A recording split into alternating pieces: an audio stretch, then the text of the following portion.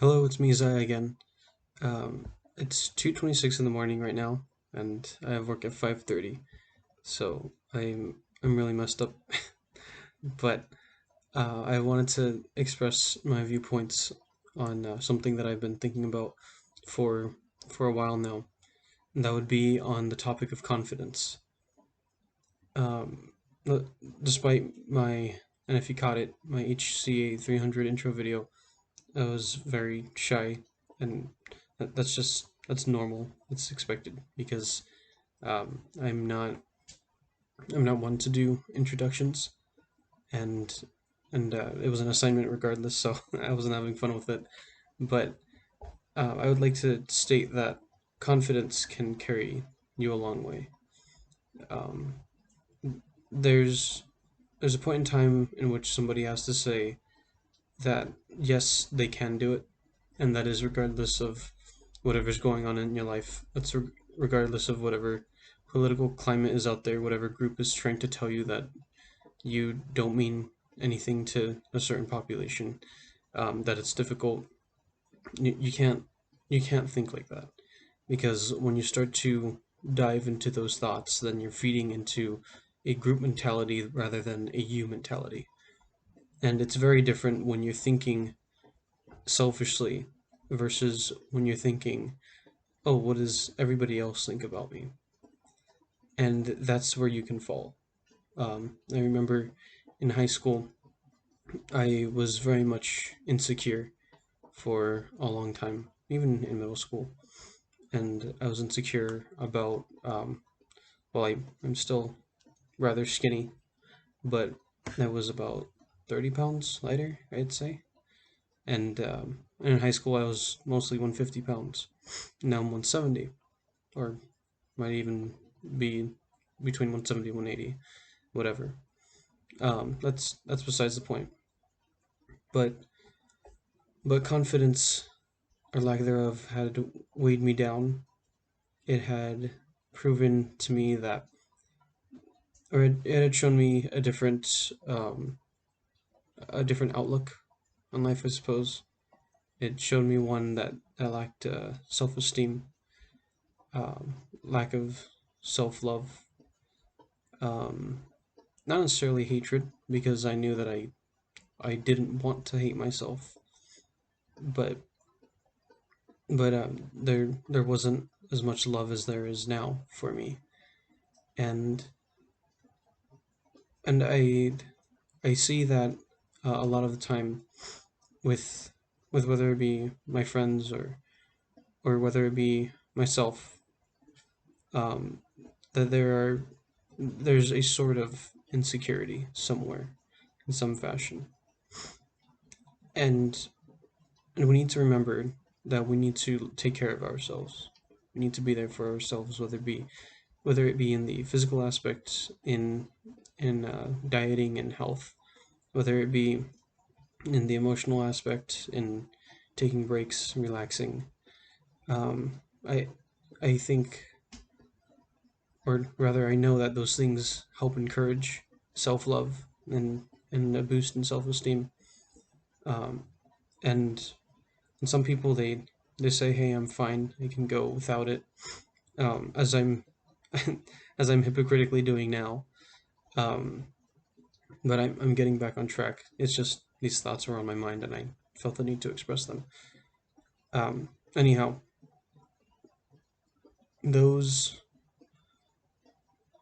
where was I? This happens a lot. Sorry. Um, oh yeah. So those things that we always put. No, I forgot. What? It's 2:30. Bear with me, guys. Um, so yeah, the point is that confidence creates the importance of love and distinguishing love for yourself. You need to have love for yourself. You cannot live this life without a form of confidence. And of course, we're not talking about narcissism. Of course, we're not talking about feeding lies to yourself, because you need to know the reality of yourself as well. if you don't know who you are or what you are currently, then how can you grow from something that is possibly toxic in your life? How can you grow if you're possibly living a life of spite?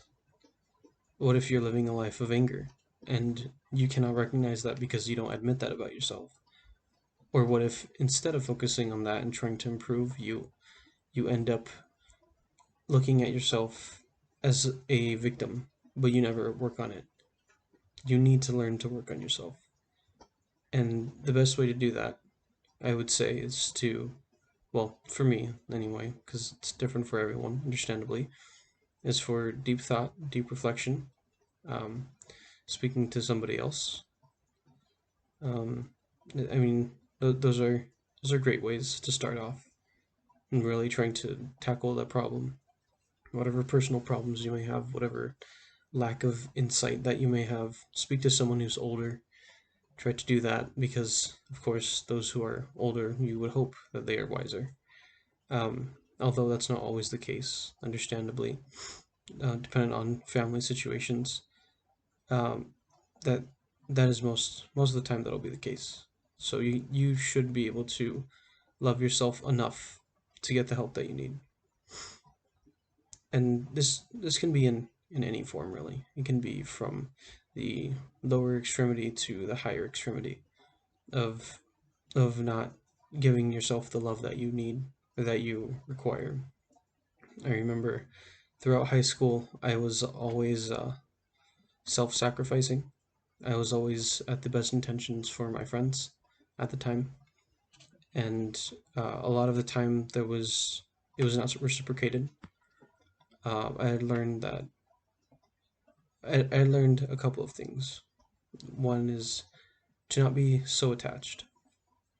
If you if you're too attached with people, then it's going to hurt you unless it's an easy transition like it was for me. But for most people, it'll be hurtful when they start seeing, oh, my friends are disappearing. For those who are high schoolers, and and then for others, attachment with any type of friend who hasn't been around for so long, or a friend that you're getting to know, you must you must come to an agreement with yourself that they will eventually fail me. That's one good way to get yourself level headed, because you don't want to become too attached with friendships.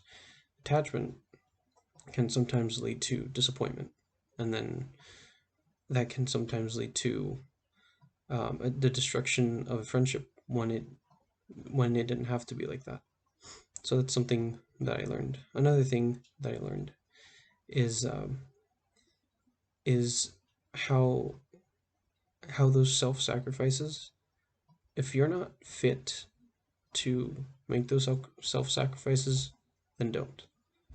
Um, there will be times where you'll feel that XYZ is the right answer, but in the adult world, you'll find that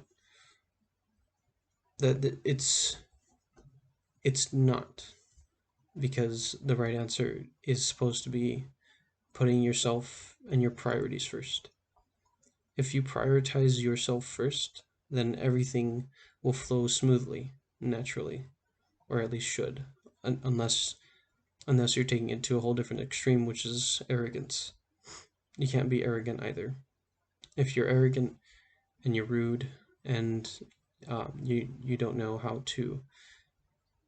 to compose your overconfidence, then that'll get you ready to fall flat on your face as well when you start losing friends for a negative reason rather than a more natural one, rather than the one of people growing up around you. And then you think, where are the people that were supposed to be a part of my life? Well, you kicked them out. That's also something that I've learned through other people. Because again, my experiences, I had a lack of confidence, not I wasn't overconfident. Um, right now, I have a good amount of confidence, I would say, and that's also I'd like to point to another topic, which is because I've been talking to a friend about it, and he will be unnamed first off, but um, he has a problem with spending. Okay, and you need to be confident in your ability to manage your own money. If you're not confident and you're making money, a good way to start is by looking at your withdrawals, looking at your negatives. If you have a bank account, look at those negatives. Keep track of them. Keep count of how many times you actually spend versus how many times you get paid, which typically is bi-weekly. Um, so if you're spending even half of that, you're already slipping up. Already slipping up. Um, you need to learn to finance and once you have the confidence in financing and scheduling and doing XYZ, you'll feel a lot better. You'll feel a lot more secure, and financial security is also something that's important. Also, something that will boost your confidence, because when you know that if anything bad were to happen, if you got in a car wreck and you have to pay a 500 deductible, you know that you're safe because you have a surplus, rather than, oh well, I won't be able to make it till the next time. And for those who are struggling, um, truly my prayers go to you. But there's no excuse for you to work on yourself, work on your confidence. COVID-19 is hard. It's difficult. Lockdown is difficult. Um, People dying around us is difficult. But just because people have died does not mean that we have, and we are yet to still work on ourselves within this realm. So we need to take the time for ourselves in the busy schedules that we have. We need to take that time to reflect on who we are and what actions we've been committing. We need to take the time to help ourselves. If if we feel that nothing's wrong, then one thing that I would suggest, because I do this every now and then, is I would ask my friends, how am I? What do you feel about me? What type of person am I? Not to improve or impress them, but to improve myself. Because what I'm trying to do is I'm trying to live a life that is honest. And I'm trying when I'm honest, I'm happiest. Or that is when I'm the happiest. Sorry. And and I can honestly say that things have been a lot happier since I've found this confidence, and it's been going well. It's been going fairly well. Um, I'm my plans for the future are starting to well, they've began. They've always been there, but now that I'm at Cal State Long Beach, and now that I'm taking the courses that I need to, the upper div, and now that I'm going to wrap up my real estate courses, it feels really good. I feel like I've played this game well so far. Um, but yeah, you guys don't lose your confidence, because a lot of the time people are depressed because of that. People are people can be sad for many reasons. People can be angry for many reasons. But you don't don't let those feelings in that moment affect you for the long term. There's more on that for another time. But for now, please be confident and really go out there and experience yourself. Think and actualize yourself. Put yourself into a proper reality. And as if you were your own friend, what would you what would you say about yourself? Would you talk about yourself behind your back? What would you say then?